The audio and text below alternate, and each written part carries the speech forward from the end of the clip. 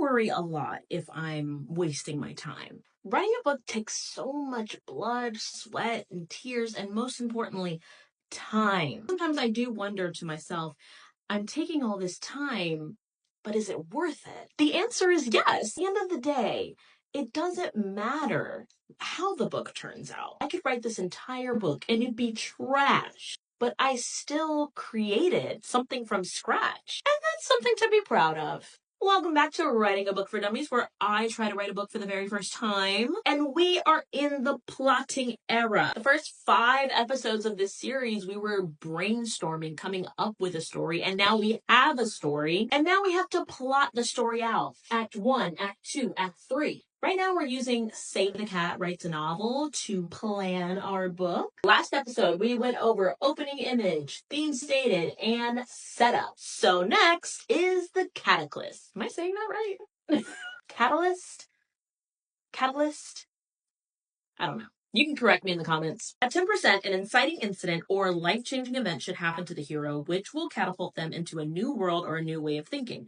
This is an action beat that should be big enough to prevent the hero from being able to return to their status quo life. Things like breakups, deaths, firings, and invitations are popular choices. Okay. So in this story, if you are watching me for the first time or you want to know what my book is about, my book is about a girl who wakes up on death row and she is slated to be executed. But then an outbreak of alien zombies, stops all that from happening. So I think a good example of this is like when in Train to Busan, when the first zombie gets onto the train.